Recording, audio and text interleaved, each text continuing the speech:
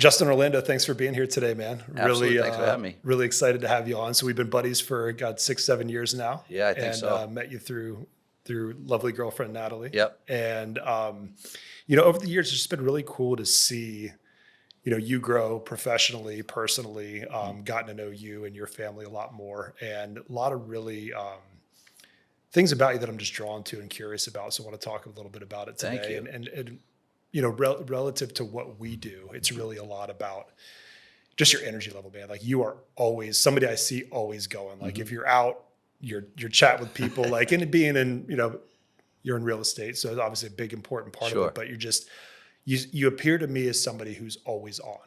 And being in the fitness industry for a while and now, in another customer service based business, I know how difficult that can be. So today I want to talk about that a little bit. But before we dive into all that, love to hear your personal story first. Like tell us a little bit about, where you came from, how you got here, where you're Sure. at now. I grew up in Massachusetts, about 45 minutes outside Boston. Originally from up there. Did a little bit of college. Went to school up there, did a little bit of college. Was in the automotive business most of my life, family business. My dad was a mechanic. So I was always passionate about that stuff. I liked fixing things since I was a kid, always passionate about that. And it was fun, but after a while doing it for a living, it was a lot. It was a grind. Talk about being on, it was like 24/7. And then I got into selling cars and going to auctions, a couple days a week. And it was a grind, they break down, they come back. It was family business too. I worked with my brother and my father, two of my brothers. So you're wearing all the hats. Yeah. All of them. So it was a grind. I mean, there were times I was, opening up the shop, ordering parts, dealing with customers, driving them home, fixing the cars, dealing with, running the whole show. And it was a good living, but you burn out, you definitely burn out. So moved here 2018. My best friend lived down here. I came to visit him and I was like, what am I doing up here? Like, this is crazy. Let's try it, So I got the family to move down. I was married at the time. 3 kids. I have an older daughter that's 25 now. She's up in Massachusetts still. Lives with her boyfriend. She's amazing. And I have a 17-year-old daughter she's be a senior at Dreyfus this year, right up the street. I can't believe that. It's crazy. Terrifying. Yeah, I know. She was so young when you met her, right? I know. Man, now and then I got my son Brock, who's, he'll be 12 in July. And that's 24/7 with baseball with him. So, but yeah, moved them down, and I really didn't know what I was going to do. I remember coming down and being like, my wife at the time, I said, what? She's like, what are we going to do? What are you going to do? And I said, I don't know. Maybe start a property management company. I said, I'm going to clean windows. I met a guy at the gas station. He's in a little pickup truck and it's window cleaning. And I said, hey, what, you clean windows? Most of the stuff down here is single story, right? I mean, I was new. I didn't even know what was going on. I moved down here like not knowing what I was going to do. That's why I didn't know that. See, I thought you had gotten into real estate before. Yeah, before no, it was, car sales. A lot of people one of the questions I always get is, why houses over cars? I'm like, well, the commissions are bigger and they don't come back with noises, So it's like, so I, just did that. And I was getting the guys like, I'm thinking, wait a minute, what's the overhead here? I didn't really want to manage people anymore. I did it in the car business. I was also in the fitness industry, online fitness industry, and managing lots of people. And it's a lot, It's the hardest part. It is. So I'm like, I want something simple where it's just me and it's on me and I carry the weight and, I don't have to manage people and it's up to me. Whatever I, want, I got to put the work in and make it happen. So I'm like, I'll clean windows for now and maybe get my real estate license, So I'm like, how much is the overhead? I think it was $100. You get a bucket, some soap, a squeegee, you go to Lowe's or Home Depot. And the guy told me, he's like, I make $500,000 a day. I'm done by noontime.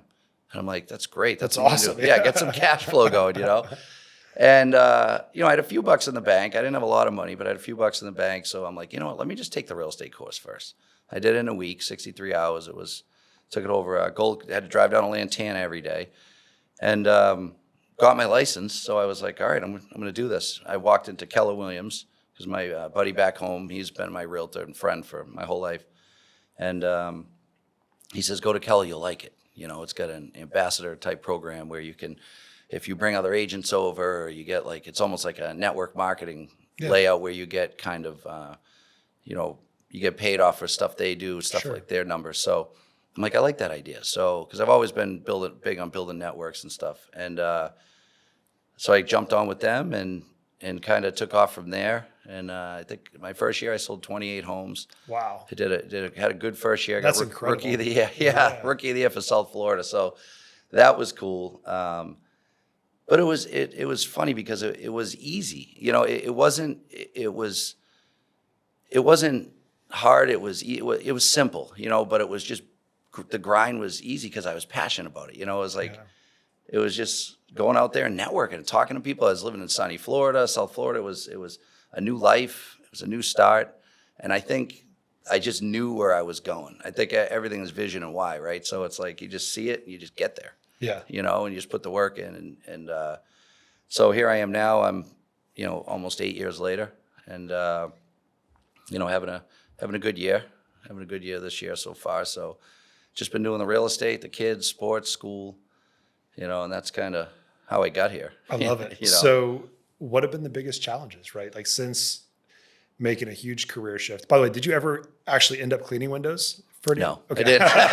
I lucked out. I was like, I didn't know have to. that about you. I wanted to know if you actually did that. Yeah, that was the plan for a little Yeah. bit of cash flow. And while I was getting my real estate license, I said, I'll just do the week class. And I started buying leads. You know, that's how I kind of originally worked with a lot of buyers. You know, I mean, you shouldn't believe some of the people asking me, you know, what is that house CBS? And I'm like, what the heck's that mean? I had no What's a idea. CBS? Concrete block. I'm like, I had no idea. I'm looking it up while I'm talking to them. I'm like, no idea what's going on, you know, just winging it, Yeah. you know, winging it. But it was all just people. Yeah. Everything's people, you It know, is. no matter what business you're in. So it's just networking people and And you're fantastic. Building at relationships. both, so Oh, thank you. Thank you.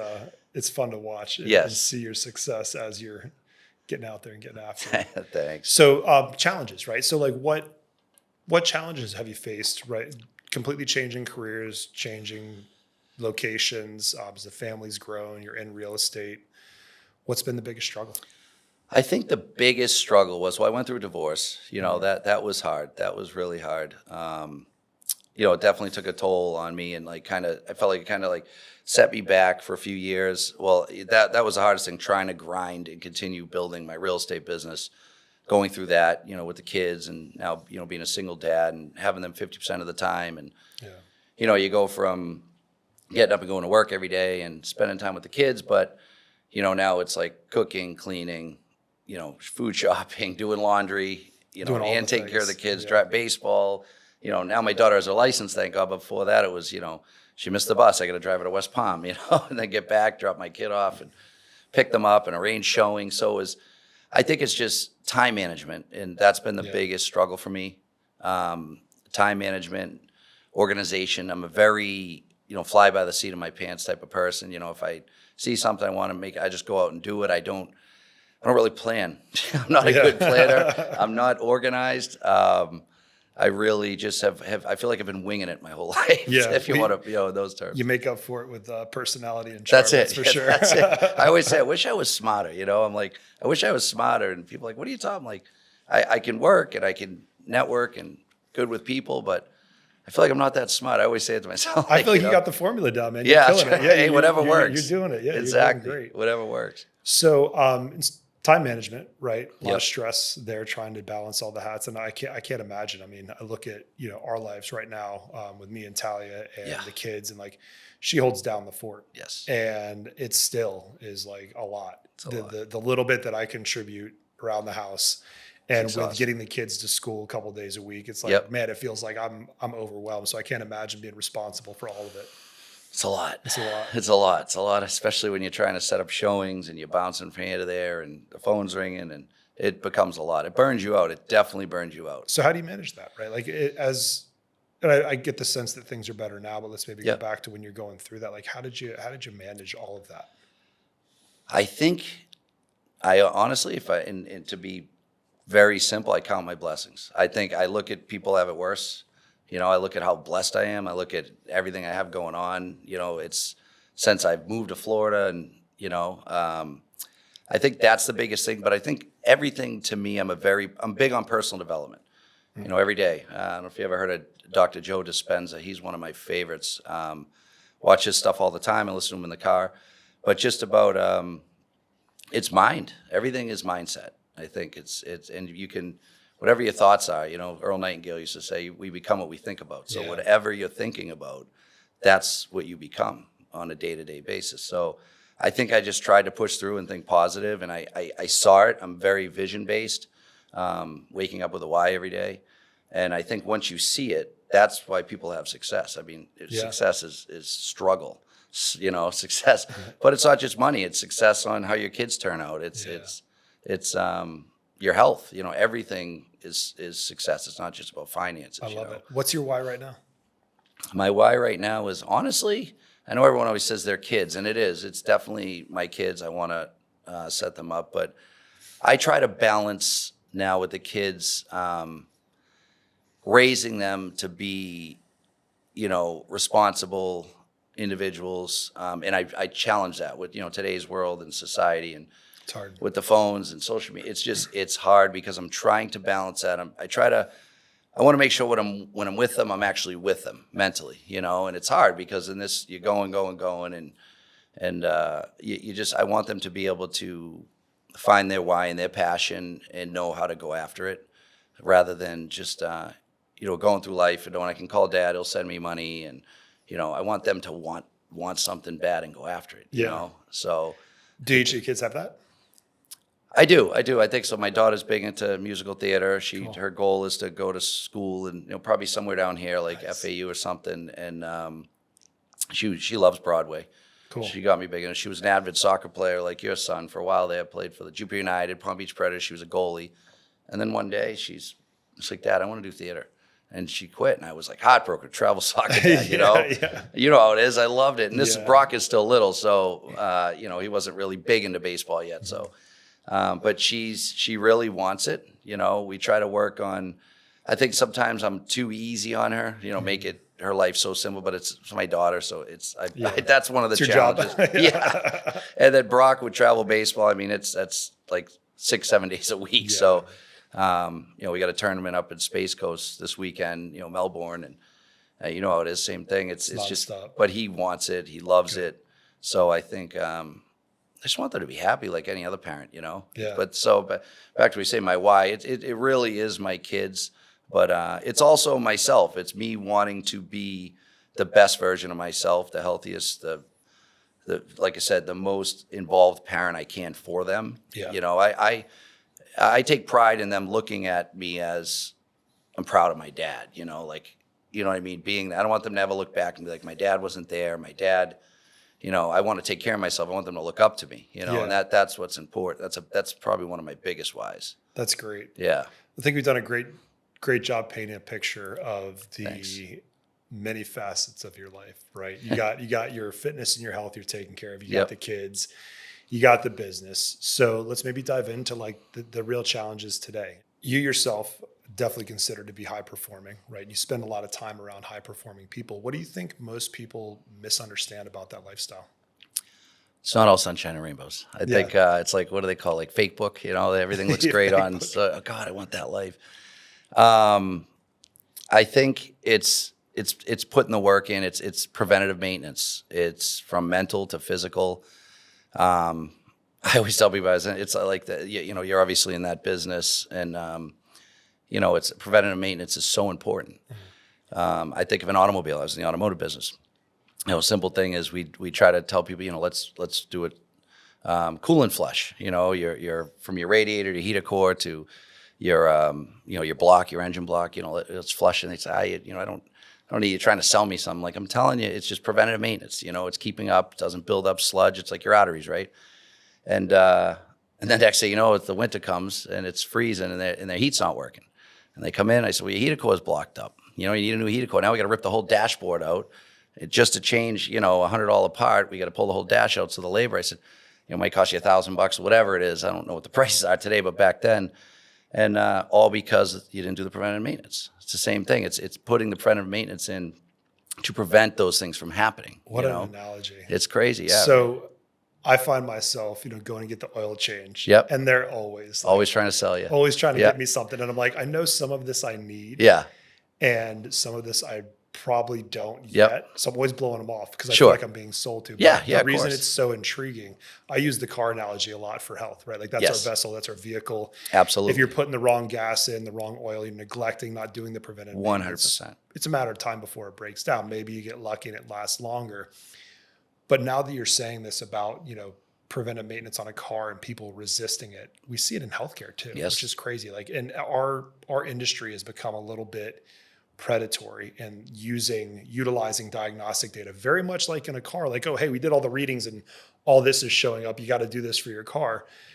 In the longevity space, specifically the cash pay, it's like Mhm. they're utilizing the diagnostic data to tell you all this preventive stuff you need. So we're seeing consumers very much like with a car where they're like, I just feel like I'm being sold something, Yes, of doing the course. same thing with their health, Is which that is pretty crazy though? wild. That's your body, like that you have one life. Yeah.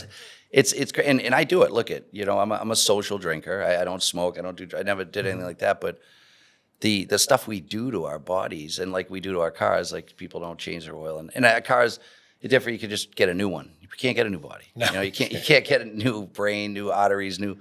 So I think we're just conditioned to it. It's like, take alcohol, for example. It's advertised everywhere. We all do it once in a while. Some people do it a lot more than others. But it's killing your body. It's like bad for you, but we Yeah. still do it because it's just, no, let's go grab some drinks. It's just a normal social thing in today's day and age, in today's Yeah. world. It's always been a thing. I look back, you watch those old movies, and what are they doing? They're drinking, Yeah. Like, what is that show we watched? Viking? You ever see the show Yeah. with Ragnar Lothbrok? Yeah. They just drink. They're just drinking. It's like, you think back, yeah, and it's like it's just a thing, a social thing. It makes you feel good. It's dopamine, and Yeah.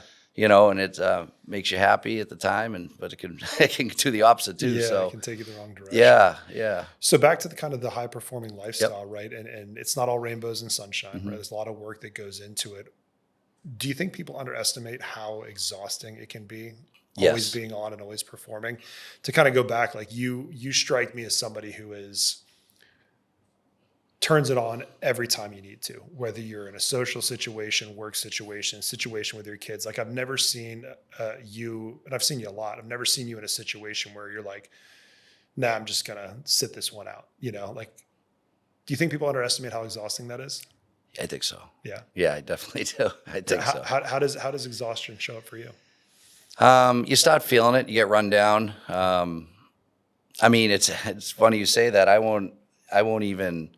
So some people say, I'm exhausted. Like, put your phone on vibrate. I'm like, I might miss something. I might miss a lead. I might miss something that could change my life. It's like, yeah, I'm always on. And some people tell me that, Chelsea, I'm worried about you. I have family that's like, you need to take care of yourself and rest. Yeah.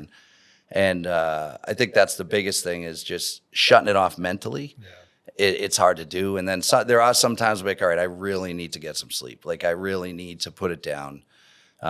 People say, "We'll be there in the morning." I'm like, but I never lived that way. I've always lived with my back against the wall. I never really worked for anyone. Like I've always wanted to work for myself. I liked the life of entrepreneurship or, being an entrepreneur, working for myself, Yeah. where it's like, it's up to me to make that money and the sky's the limit. Whereas it's, when you go to a 9 to 5, you can shut your phone off after 5 o'clock and go do whatever you want.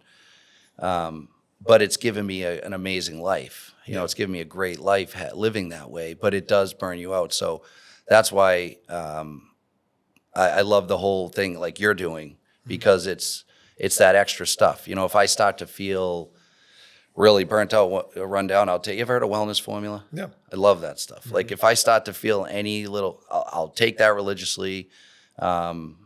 Make sure I'm taking my vitamin D and just all the stuff to keep that immune system strong. Mhm. And one of the biggest things, stress and lack of sleep. If I get really stressed, I feel it. I feel like all of a sudden I feel like, I feel like I'm getting sick. That fight or flight, anything like that, it beats you up bad. There's so many studies coming out linking stress to a negative impact on longevity. And Yes. it's Huge. I mean, it makes sense when you say it out loud, but like you think about, again, the car analogy, like if a car is under stress because something is not functioning properly, or you're putting a car through stressful conditions constantly, the car is break. going to break down sooner. break. Same thing with our bodies. It's true. Yeah. And that's a big thing with that Joe Dispenza. Like I said, if you ever get a chance, check him out. He's unbelievable. But he talks about that. You can literally, they say you can think yourself into sickness. you know, right? It's like you stress so much you become sick because it's all here. Yeah. You know, your daily activity, your whole life is built off of memories and stuff in the past, and your body doesn't know whether it's thought alone or if it's actually happening. Yeah. So it's like you could be in a situation thinking something that happened 2 days ago, and you feel the stress and you tighten, and your body doesn't know if that's actually happening or thought alone. Isn't it crazy? So it's like It's wild. I really do try to focus on the personal development, the mental part of it, because this can cause this to break down. And that, you know, especially with the high levels of stress, Yeah. if you can look past it, I really think personal development, as well as obviously wellness, but personal development, your mind is Yeah. such a powerful tool. So what do you think starts to slip, right? Like you as someone who's always on, always pouring yourself into other people, whether it's your family, your clients, your friends, what starts to slip for you? What do you think gets sacrificed? Definitely, I think it's definitely the stress, the wellness, overall wellness. Yeah. I think that the stress, the breaking down, frustration behind the scenes, trying to, how do I say, like just burnout, wanting to not do it, but knowing you have to do it. I don't like to let people down. That's one of the biggest Yeah. things that I've had success with. I can't, I don't like to let people down. It will eat me up, you know? Do you think a lot of high performing people normalize burnout? Yeah. That's a normal It's a way of normal life. thing. I think it's a mixture of the OCD. I mean, I have to make sure I have no notifications. If they come, I check right away. It's not You'd hate good. my phone. Yeah, it's not good.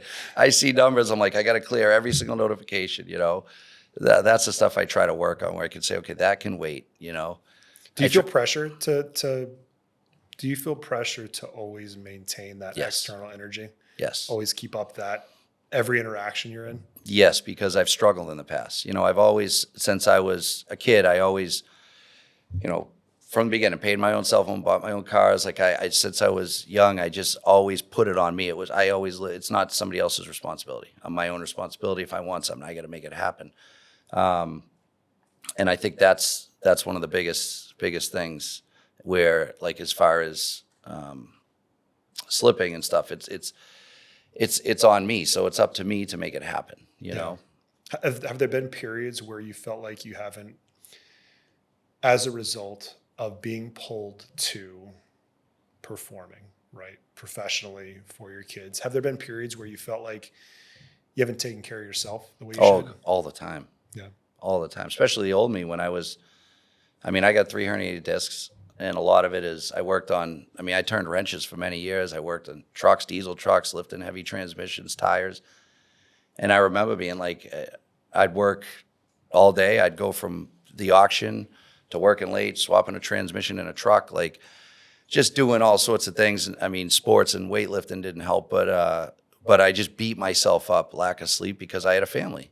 You know, and for me, it's like I always had the mentality, it's like I'll work myself to death to make sure we have what we need. You know, it's just, it's a mental, it's almost like an ego thing as well. Yeah. You know, it's pride, ego, you know. Has that mindset shifted in you recently? You No, still I feel think like I'm you'd work yourself to death? I do. I think I've been better. I mean, there are times I can catch myself being lazy. But then that's when I get in my head. You know, I always used to say it's not the work that's the problem. Like I'll work anybody, I'll work hard. It's not having the work. That's the scary part. And I've had struggles. There's been times in the past I couldn't pay my mortgage. There's been times I've had no money, overdraft fees. I've lived all that in the past, had to rebuild credit, you know, many times in the past. So it's like, I told myself I'm never going to get there again. So it's like, if I sit there and I see work slowing down or the phones aren't ringing as much, even though it's exhausting and burns you out and you want to break, that's when I panic. Yeah. So that's when it kicks in the most, you know, when it slows down. That's the scary part. I'm going to ask you a question. I hope that it's helpful. Has there ever been a time where things have slowed down that it hasn't come back? No, it always came. Yeah. Good. Yeah. It's a good. Hope you keep that with you. Yeah, no, I will. I will. I know we got to work hard, and I know you work as hard as anybody. But it's, for me, like I've like everything, business is cyclical.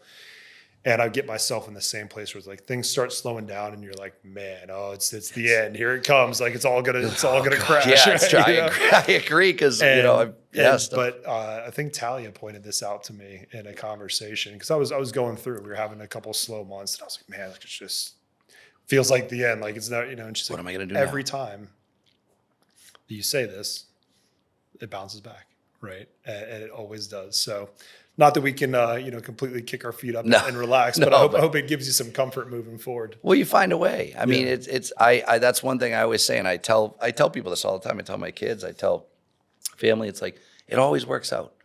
I mean, you think at times like, how did I get here? It always works out through struggles, and I never forget where I came from. I mean, I never forget. I'm like, wow, the type of money you can make selling real estate as opposed to breaking your back, changing a transmission on a Freightliner in the snow, and the guy needs it the next morning for a job, and you got to stay overnight and do it. It freezing up in New England. It's like, maybe I made $1,000 to do that.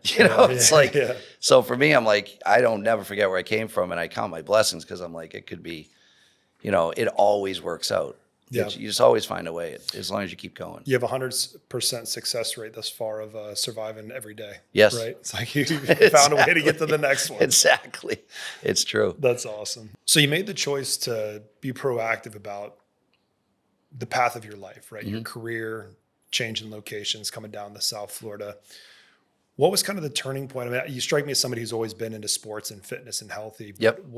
What changes have you made recently, or maybe what mindset shifts have you made about your health in the last 5 to 10 years?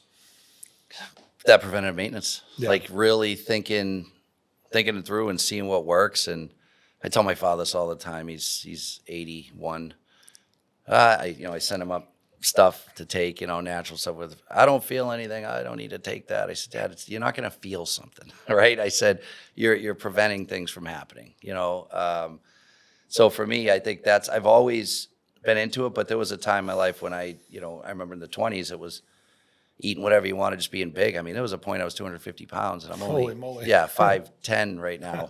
I think it was 5'11" before there were any discs, but it was just, I was eating everything. I was just powerlifting, I just wanted to be strong, but I'm paying for it now. Yeah.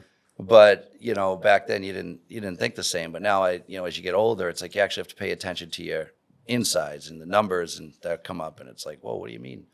What do you mean that's off? That doesn't make sense. I've never had that problem. And we change, right? Our bodies change. We get older.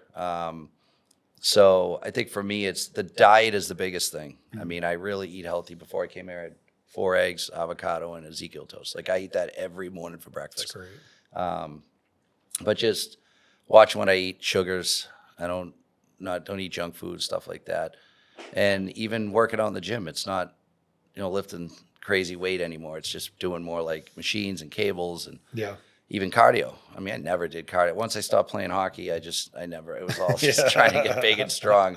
All I mattered is how much I could lift, right? It felt good it's that ego mental thing. For me, I didn't care what I looked like. I just want to be strong. But, that's changed. Now it's more just focusing on, it's crazy how those numbers can get in your head. I mean, we talk about it. It's like, you're like, oh, but I love it because I always say this, I get my labs done twice a year and I look at what the numbers are, and if something's off, I just tweak something. Maybe I need to take an extra 2,000 IU of vitamin D a day. Maybe I need to adjust this, adjust that. But I think so many people don't do that. They go to the doctor, they get there with their LDL, HDL, the triglycerides, the normal stuff, and then, all right, you're good, do this, do that, or take a statin or take a,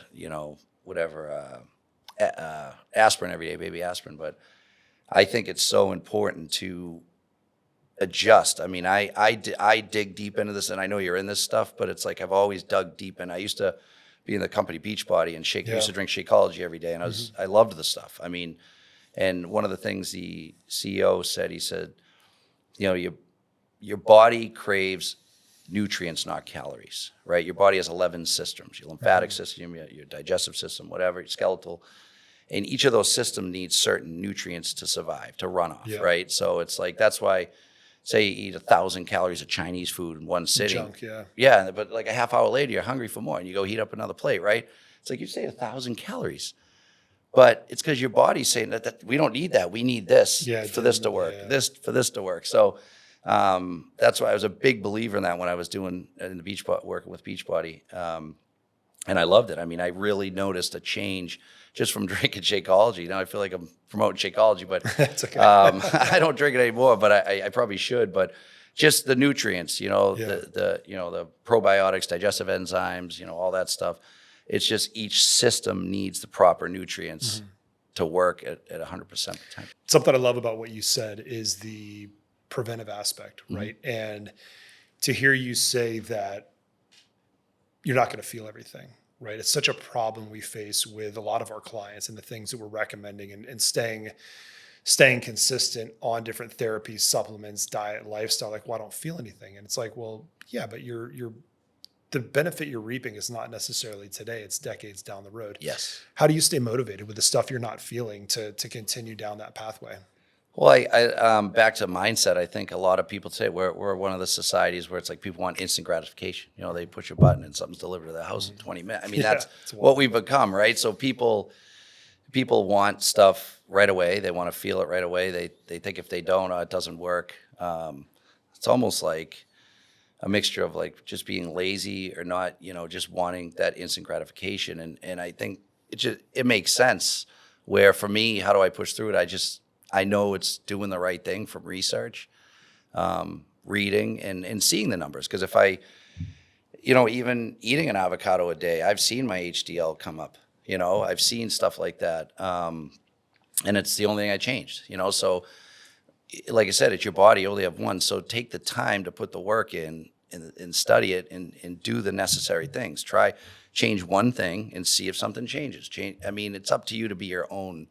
You could go to a doctor and they can, tell you this or tell you that, but you live with yourself every day. Yeah. You're in your body. You know what works. If I eat this and I feel this way, I probably shouldn't be eating. Probably shouldn't be doing that. Yeah, It's absolutely. like, it's really common sense, but people don't, we overlook it. So since making that shift right into more preventive approach to your health, what's changed in terms of performance? Oh, geez. Mood, sleep better.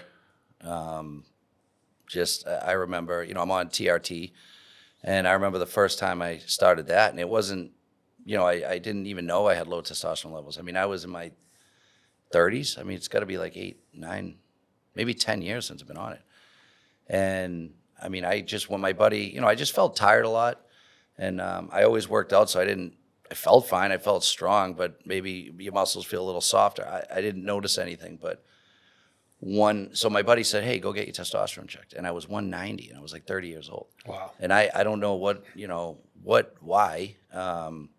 And I remember talking to up in Massachusetts, it wasn't a big thing at the time, especially up in Mass. I know down here it was more popular, testosterone replacement therapy, but up there it wasn't a big thing. There was really like one place around. So I went in there, and one of the things he said, what's the most important muscle in your body? And he said, your heart. And he's like, if you don't want your heart to be weak, it's like it's just balancing your hormones. It's not, it's not like you're taking steroids and all this stuff. He's like, you're just bringing your levels to where they need to be. And one of the things I noticed is when I did start, 6 months later, I did my labs, and I'm telling you, my cholesterol, my LDL went from 130 to 93. Wow. My triglycerides cut in half. It was like 50, they dropped to like 55 from over 100. And one of the biggest things I noticed was my cortisol cut in half. It dropped to like 19. And my cortisol was high because I was working high stress. Yeah. So that was one of the biggest things that changed for me, my life, just overall sleep and my numbers. It's like people don't realize, they think you take that to increase your testosterone, but you're really just balancing your hormones in general, which everything else can level off. You know what I mean?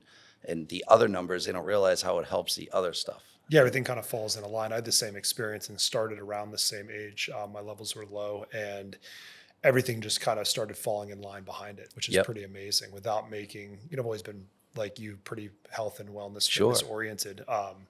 But just to see how things fall in line after the fact is pretty cool. Absolutely. And you think about the problem, the disease, or if you have high cholesterol because your hormones are imbalanced, that you could try to eat healthy all you want, but if your hormones are out of balance, it's an uphill battle. It absolutely. Yeah.